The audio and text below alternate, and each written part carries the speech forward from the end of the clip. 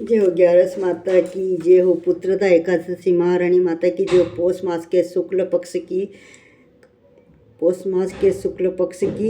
एकादशी पुत्रदा एकादशी माता की जय हो। पौष मास के शुक्ल पक्ष की इस एकादशी का व्रत निसंतान को भी सुंदर पुत्र प्रदान करने में समर्थ हैं। संतान प्राप्ति और उनके रक्षा एवं प्रगति के लिए प्रत्येक नर नारी को यह व्रत करना चाहिए। आज सुदर्शन चक्रधारी भगवान विष्णु की पूजा की जाती है। भगवान श्री कृष्ण द्वारा अब तक कहे गए वृत्तांत को सुनने के बाद धर्मराज युधिष्ठिर ने आगे पूछा, हे गोविंद, अब कृपा करके बतलाइए कि पौष मास के शुक्ल पक्ष की एकादशी का क्या नाम है, इसके व्रत की विधि क्या है और कौन से देवता की पूजा की जाती है। भगवान श्री कृष्ण ने उत्तर दिया, हे राजन, इस एकादशी का नाम पुत्रदा एकादशी है।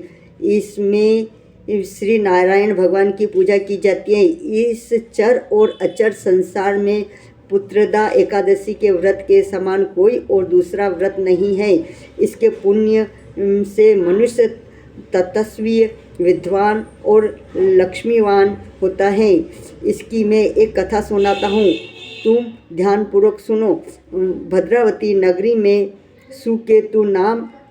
सुकेतुमान नाम का एक राजा राज्य करता था। उसके कोई पुत्र नहीं था। उसकी स्त्री का नाम सेव्या था। वह संतानहीन होने के कारण सदैव चिंतित रहा करती थी। पुत्रहीन राज्य के पितर रोकड़ पिंड लेते थे और सोचा करते थे कि इसके बाद हमको कौन पिंडदान करेगा। राजा पुत्र के न होने के कारण हर समय दुखी रहता था। उसे बंधु बांधव, धन, हाथी घोड़े, राज्य तथा वैभव आदि सभी अर्थहीन प्रतीत होते थे। राजा सदैव यही विचार करता रहता था कि मेरे मरने के बाद मुझको कौन पिंडदान देगा। बिना पुत्र के पितरों और देवताओं को ऋण कैसे चुकेगा। जिस घर में पुत्र न हो उसमें सदैव अंधेरा रहता है। इसलिए मुझे पुत्र की उत्पत्ति के लिए प्रयत्न करना चाहिए। जिस मनुष्य ने पुत्र का मुख देखा है वह धन्य है। उसको इस लोक में यश और परलोक में शांति मिलती है, अर्थात उसके दोनों लोक सुधर जाते हैं।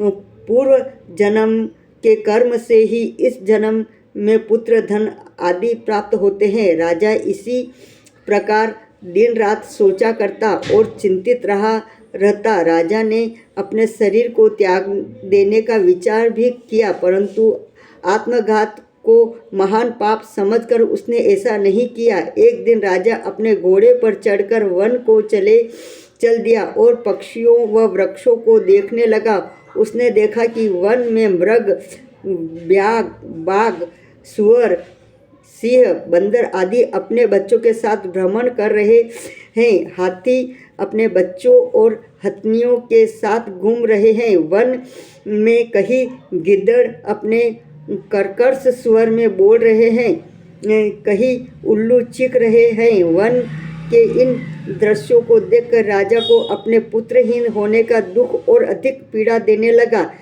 इसी उदासी और सोच विचार में दोपहर हो गई। वह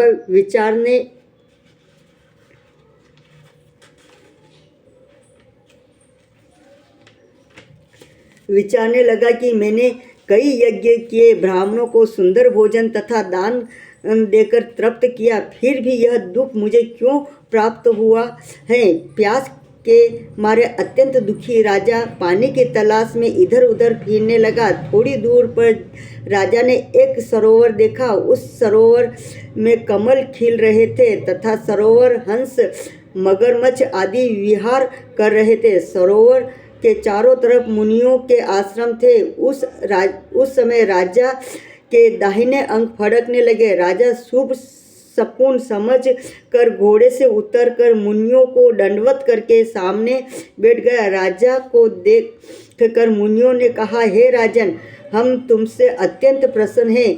तुम इस जगह पर कैसे आए सो कहो। इस पर राजा ने मुनियों से उनका परिचय पूछा और फिर अपनी व्यथा कही। मुनि बोले, हे राजन, पुत्र की इच्छा करने वाले को उत्तम संतान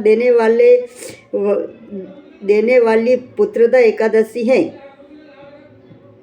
हम लोग विश्व देव हैं और इस सरोवर पर स्नान करने आए हैं। इस पर राजा बोला, हे मुनिवर, यदि आप मुझ पर प्रसन्न हो तो एक पुत्र का वरदान दीजिए। मुनि बोले, हे राजन, आज पुत्रदा एकादशी है, आप इसका व्रत करें, भगवान की कृपा से आपके अवश्य ही पुत्र होंगे। मुनि के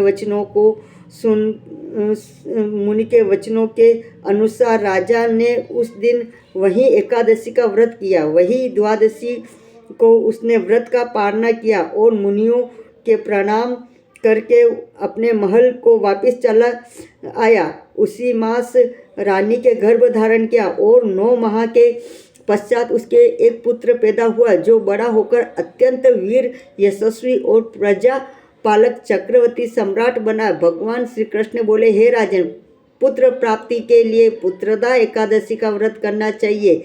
इस व्रत के करने वाले यशस्वी और पितृभक्त पुत्र तो पाते ही है। इसके महात्म्य का श्रवण करने मात्र से ही मनुष्य सुंदर संतान और मोक्ष को प्राप्त करते हैं। श्री पुत्रदा एकादशी महारानी माता की जय।